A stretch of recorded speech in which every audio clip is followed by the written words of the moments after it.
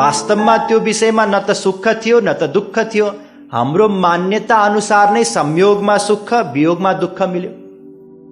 त्यसैले यस प्रकारले बारम्बार संसारमा सुख छैन संसारमा सुख छैन भनेर चिन्तन गर्दा गर्दा गर्दा क्रमशः क्रमशः शनै शनै बिस्तारै बिस्तारै संसारबाट हाम्रो मन हट्दै हट्दै हट्दै जान्छ, विरक्त हुन्छ मन। र यस्तो विरक्त मनलाई अब हामी गुरुको शरणमा लिएर जान सक्छौं अनि गुरुले हामीलाई भगवानको शरणमा कसरी जान सकिन्छ त्यो मार्ग बताउनुहुन्छ। र शरणागतिको मार्गको क्रममा हामीले हिजो कर्म ज्ञान र योगको बारेमा चर्चा गर्यौं र त्यस क्रममा यही बुझ्यौं कि कर्मद्वारा केवल स्वर्गसम्म मिल्न सक्छ यदि कसैले सही सही गर्यो भने पनि। र त्यो स्वर्ग आफैमा सीमित समयको लागि मिल्छ, त्यसमा पनि सीमित सुख नै छ र साथसाथमा त्यहाँ पनि ईर्ष्या छ, द्वेष छ, भय छ। र जब भोग समाप्त हुन्छ स्वर्गको अनि फेरि कुकुर बिरालो इत्यादि हीन योनिहरूमा भट्किनु पर्छ। त्यसैले मानव देह पाएर कर्म गरेर स्वर्ग जाने प्रयत्न गर्नु भनेको मूर्खता हो, हिजो वेदले बतायो। र कर्म गर्नाले मन त्यही कर्ममा झन् तल्लीन हुन्छ।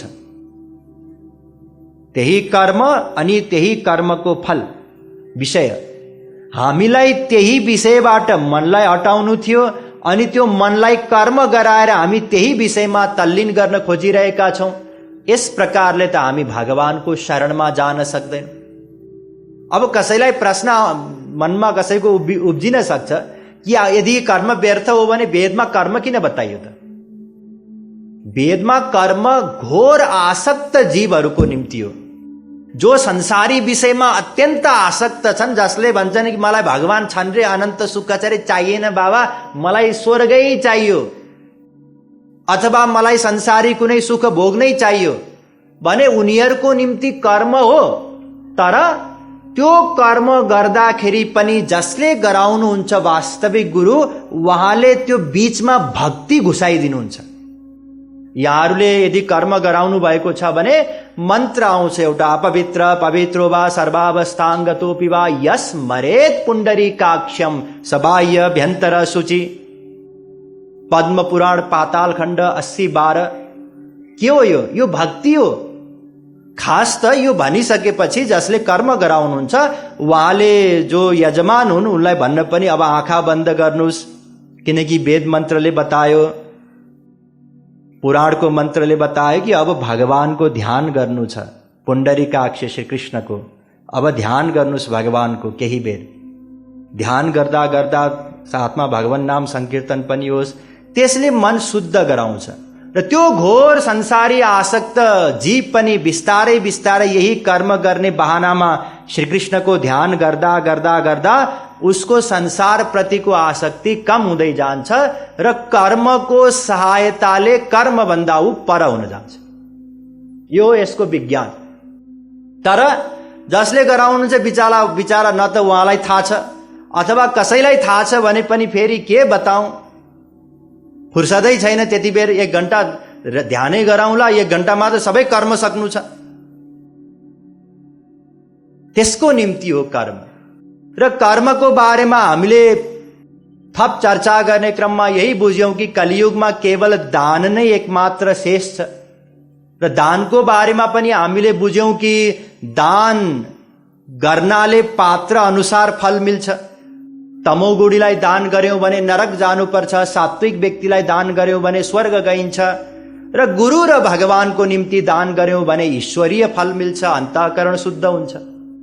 र दान कति गर्ने आफ्नो हैसियत अनुसार गर्नुपर्छ। कसरी गर्ने दान? चोरी चोरी गर्नुपर्छ, अहंकार आउन नपाओस्। यी हामीले चर्चा गर्यौं कर्मको बारेमा। र वास्तवमा जो भक्ति क्षेत्रमा अगाडि बढ्न इच्छुक छन् उनीहरूको निम्ति जति सकिन्छ कम कर्म गर्नु। केही त लोकादर्शको निम्ति पनि गर्नुपर्छ। अब पिताजी बित्नुभयो, श्राद्ध नै गर्ने भने त समाजले त उस्तै परे बहिष्कार गरिदिन सक्छ। अब उसको साधनाको स्थिति यति उच्च भएको छैन कि समाजका व्यक्तिहरूले जे भने पनि मनलाई कुनै असर नै नगरोस्, यो स्थितिमा त ऊ पुगेको छैन अहिले। फलानुले भने चाहिँ खुब बाउको पैसा चाहिँ पायो, श्राद्ध पनि गरेन, अब त्यसैको चिन्तन हुन थाल्छ। त्यही मनले भक्ति गर्नु थियो, त्यही मनले अर्काको चिन्तन हुन गयो नि, मन त एउटै छ। त्यसैले लोकादर्शको निम्ति जे कम भन्दा कम गर्न पर्छ त्यो कर्म गर्नुपर्छ। लोकादर्शको निम्ति ध्यान दिनुस्, त्यो गर्नाले पिताजीलाई केही पनि मिल्ने होइन। देवता मुनयः सिद्धा पितरो मनवो नृपा यच्छन्ति कामान गृणत शृण्वतो यस्य कीर्तनात्। भागवत 12:61। पितृहरूको निम्ति पनि जुन हामी श्राद्ध कर्म इत्यादि गर्छौं त्यसबाट केही पनि मिल्दैन। बरु यदि भगवान नाम संकीर्तन गर्यौं भने त्यसबाट उहाँहरूको इच्छा पनि पूर्ति हुन्छ। वेद व्यासजीले बताउनु। यसरी बुझ्नुहोस्, मानिलिनुहोस् कोही हाम्रो विदेशमा छोरा छोरी कोही छ, उसले घरमा पैसा पठाउनु पर्यो। यहाँ कसरी पठाउन सक्छ? अनेक उपाय छन् नि। उताबाट कोही आउँदै रहेछ, त्यसको हातमा सुनको सानो एउटा सिक्री बनाएर पनि पठाउन सक्छ, होइन र? त्यसै गरी हिजो आज प्रविधिको युग हो, त्यहाँबाट पठाउन साथ भर्खरीको भर्खरी प्राप्त हुन्छ। त्यसै गरी पितृको इच्छा पूर्तिको निम्ति पनि अनेक उपायहरू छन्।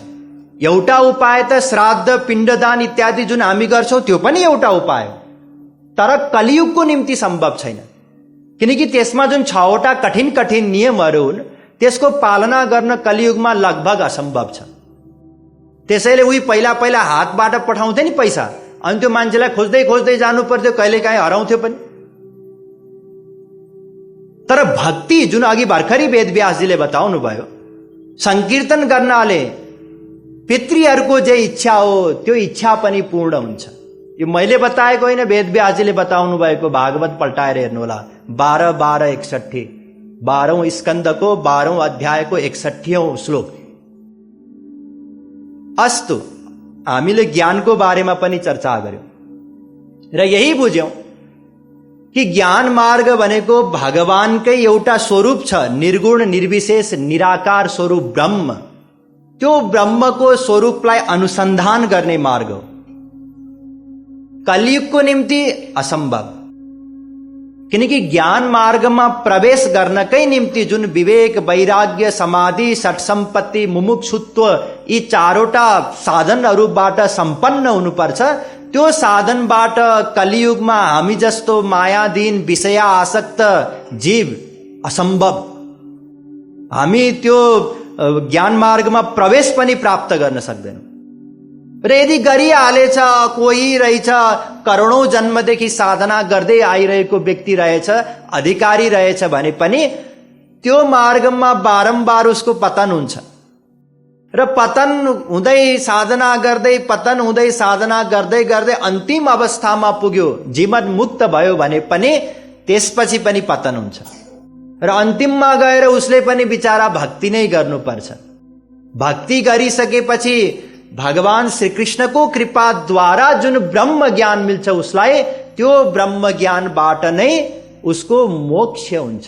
आफ्नो कमाईवाला ज्ञानबाट हुँदैन। ज्ञानीले ज्ञान साधना गरेर, जो यहाँ विद्वान हुनुहुन्छ उहाँहरूले बुझ्नुहुन्छ, पृथ्वी, जल, तेज, वायु, आकाश, अहंकार, यहाँसम्म ज्ञानीले पार गर्न सक्छ। पंच तन्मात्रा अहंकारसम्म ज्ञानीले भेद गर्न सक्छ। तर त्योभन्दा पर 2टा हुन्छन् अझै, महान र प्रकृति, त्यसलाई ज्ञानीले पार पाउन सक्दैन। यसरी बुझ्नुहोस्, ज्ञानी र ब्रह्मको बीचमा 3वटा आवरण हुन्छन्। पर्दा, जस्तो मानिलिनुहोस् मैले कुनै प्रकाशलाई देख्नु छ, बीचमा पर्दा छ भने त देख्न सक्दिन नि। त्यसै गरी ज्ञानी अर्थात् आत्मा र परमात्माको बीचमा 3वटा पर्दा हुन्छ। असत्वापादक आवरण पहिलो पर्दा। यो तत्व ज्ञान जब उसले सुन्छ ज्ञानीले, अनि त्यो तत्त्वज्ञानद्वारा उसको त्यो आवरण नष्ट हुन्छ। अब अर्को पर्दा छ अभानापादक आवरण। ज्ञानीले साधना गर्दा गर्दा जब आत्मज्ञानको स्थितिमा पुगेर म शरीर होइन आत्मा रहेछु पूर्ण अनुभव हुन्छ, त्यो पर्दा पनि हट्छ। अब एउटा पर्दा बच्यो अनानन्दापादक आवरण। त्यो बिचारा ज्ञानीले आफ्नो साधना गरेर हटाउन सक्दैन, त्यो उतैबाट हटाइदिनुपर्छ भगवानले। अब जसको उपासना गर्दै थियो ज्ञानीले ब्रह्म, उसले त बिचारा केही गर्नै सक्दैन, त्यसैले त्यो पर्दा ब्रह्मले हटाउँदैन। अनि अन्तिममा श्रीकृष्णको पुकार गर्छ कि हे प्रभु हजुरले नै हटाइदिनुहोस् त्यो पर्दा। भगवान श्रीकृष्णले जब हटाइदिनुहुन्छ अनि बल्ल ज्ञानीले ब्रह्मको साक्षात्कार गर्छ। त्यसैले कलियुगको निम्ति, हाम्रो निम्ति ज्ञान मार्ग पहिलो त असम्भव, र यदि कसैले गरेर मुक्ति प्राप्त गर्यो भने पनि रसिक सन्तहरूको दृष्टिमा त्यो मुक्ति त्याज्य छ। ध्यान दिनुस्, यदि रसिक सन्तहरूको दृष्टिमा मुक्ति लिने, ज्ञानीहरूको कैवल्य मुक्ति कि नरक जाने भन्यो भने नरक ठिक छ। नरक ठिक छ, नरक ठिक छ। किनकि आज कुनै जीव नरकमा छ भने उसको सम्भावना छ कुनै बेला मानव देह मिल्ला, त्यति बेला कुनै वास्तविक रसिक सन्तको प्रवचन सुन्ला, उहाँले बताए अनुसार साधना गर्ला र श्रीकृष्णको प्रेम प्राप्त गर्ला। यो सम्भावना छ नरकको जीवलाई पनि। तर यदि कसैले त्यो एकत्व मुक्ति प्राप्त गर्यो, ब्रह्ममा लीन भयो भने अब सदाको निम्ति ऊ त्यो प्रेमानन्दबाट वञ्चित हुन जान्छ। त्यसैले ज्ञान मार्ग त्याज्य छ। फेरि हामी योग मार्गको बारेमा अनुसन्धान गर्यौं हामीले, र यही बुझ्यौं कि हिजो आज जुन योग गर्छन् व्यक्तिहरू त्यो केवल शारीरिक व्यायाम मात्र हो। योग भन्नाले यम नियम आसन प्रत्याहार प्राणायाम ध्यान धारणा समाधि हो, जुन कलियुगमा सम्भव छैन। र यदि कसैले गर्यो अन्य युगमा भने पनि चित्तवृत्तिको निरोधसम्म भयो रे हामी मान्न सक्छौं, रिद्धि सिद्धि मिल्यो रे यो पनि मान्न सक्छौं। तर मोक्ष मिल्दैन योगीलाई पनि। योगीले पनि अन्तिममा गएर श्रीकृष्णको ध्यान नै गर्नुपर्छ। र योगको वास्तविक तात्पर्य हो जीव र परमात्माको मिलन नै योग हो। र जुन योगको अभ्यास गर्नुपर्ने हो, हरि गुरु से हो प्यार गोविंद राधे, जग में हो व्यवहार योग बता दे। राधा गोविंद गीत। वास्तविक योगाभ्यास, योगको अभ्यास त यो कि मनले श्रीकृष्णलाई गुरुलाई प्रेम गरौं र शरीरले सबलाई जे व्यवहार गर्नुपर्ने हो सबैसँग मधुर राम्रो व्यवहार गरौं, यही योग हो। योग वही योग है जो गोविंद राधे, जीव ब्रह्म का संयोग करा दे। राधा गोविंद गीत। अस्तु, योग पनि हाम्रो निम्ति त्याज्य छ, बच्यो एउटा भक्ति। र आज हामी भक्तिको बारेमा चर्चा गर्नेछौं। अब यहाँहरू सावधान हुनुहोला, किनकि बिचारा यही एउटा मार्ग बच्यो, यो मार्गबाट पनि काम बनेन भने बन्दैन। अब आउनुहोस् वेदमा जाउँ। वेद भन्दछ भक्ति रेवैनम नयति, भक्ति रेवैनम पश्यति, भक्ति रेवैनम दर्शयति, भक्ति रेवैनम गमयति, भक्ति वसः पुरुष भक्ति रेव भूयसी। माठर श्रुति। इसको मतलब भक्ति द्वारा नै भगवानको दर्शन मिल्न सक्छ, भक्ति द्वारा नै कसैले भगवानलाई प्राप्त गर्न सक्छ। त्यसैले के रहेछ उपाय?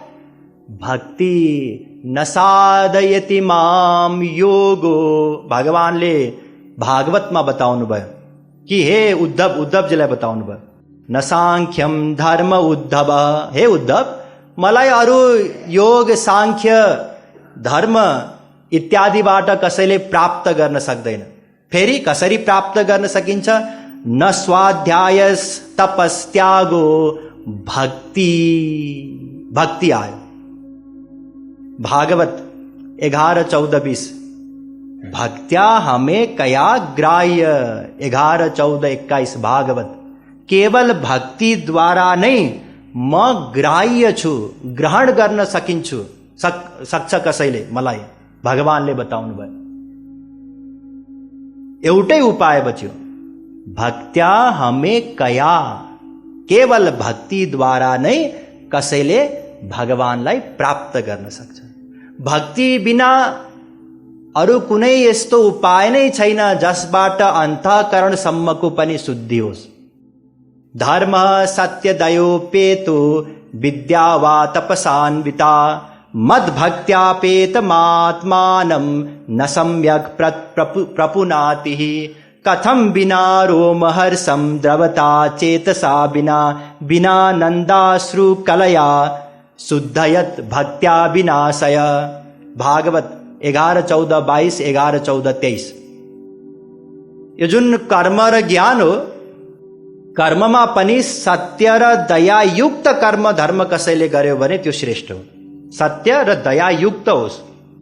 र ज्ञानमा पनि तपश्चर्यायुक्त ज्ञान रहेछ भने त्यो ज्ञान श्रेष्ठ हो।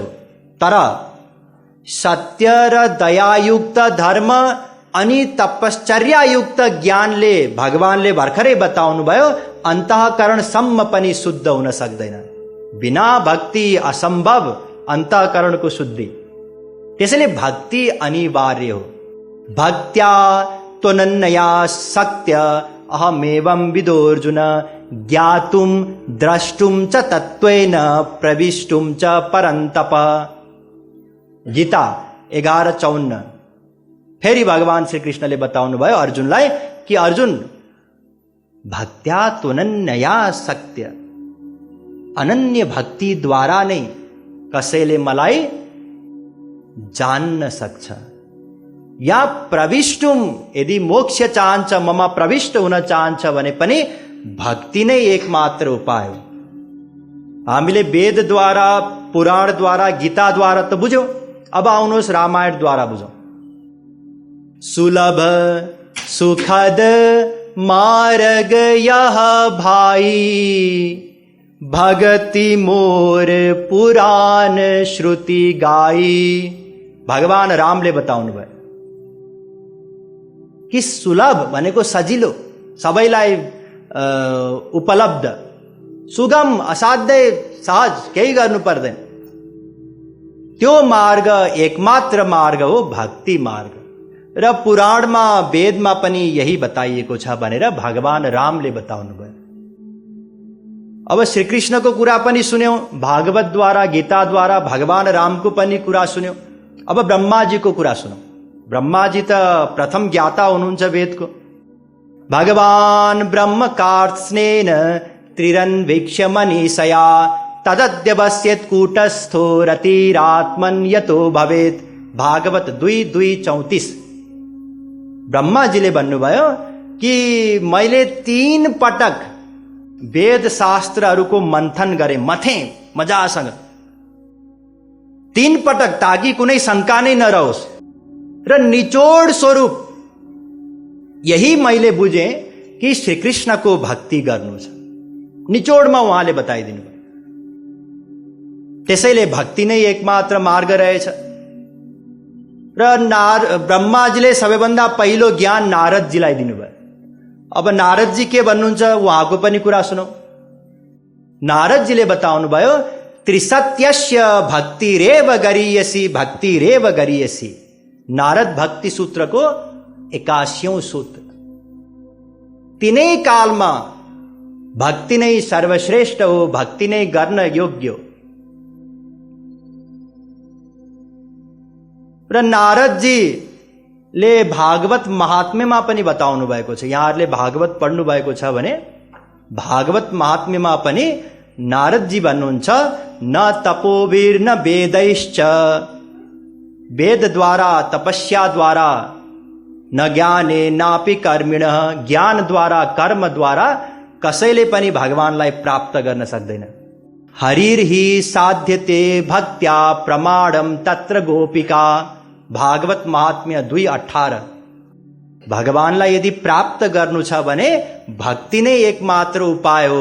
र यसको प्रमाण पनि दिनुभयो नारदजीले कि यसको प्रमाण हुन् ब्रजका गोपीहरू।